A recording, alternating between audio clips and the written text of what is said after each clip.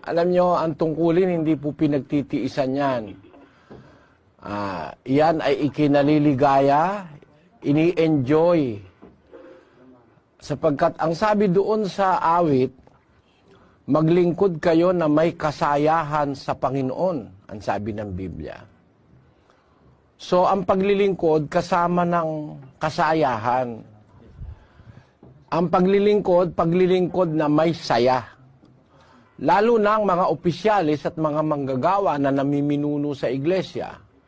Kailangan ginaganap natin ang ating tungkulin, may kasayahan, hindi parang hirap, hapis na para tayong napipilitan kuminsan, parang kailangan pang takutin, na suspindihin para dumalo sa meeting, o kaya ang mga opisyalis tatawag ng meeting hindi dadating lahat, opisyalis na.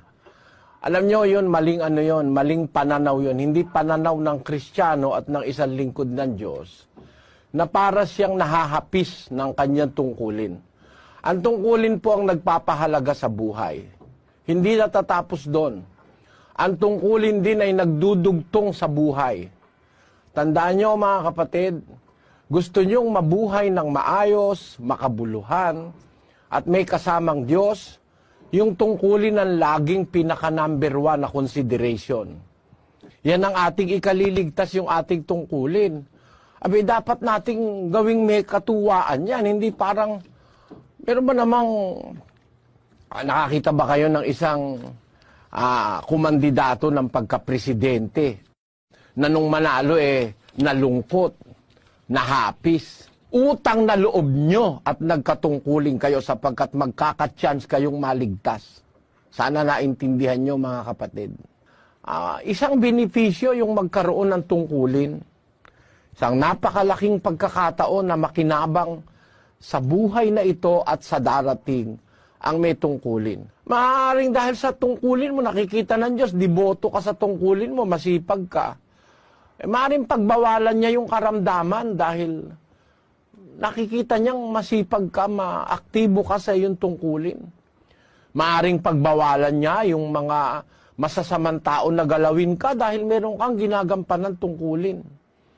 Gusto niyong palakasin kayo ng Diyos sa lahat ng paraan para magawa ninyo ang inyong tungkulin. Gawin ninyo itong may kasiyahan, huwag may hapis.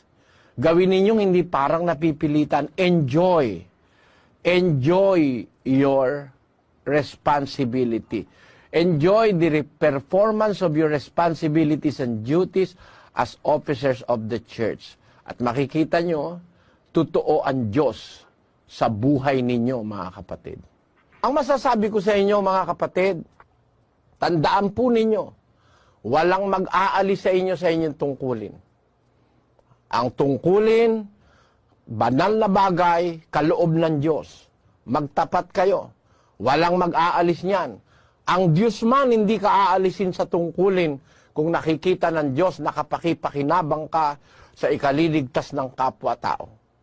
Siguro, ang mag-aalis lang sa atin ay yung kamatayan, yung pagpapahinga ng Diyos sa atin, sa ating tungkulin.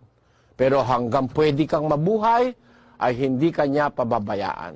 Yan ang aking masasabi. Magandang araw sa inyong lahat, mga kapatid.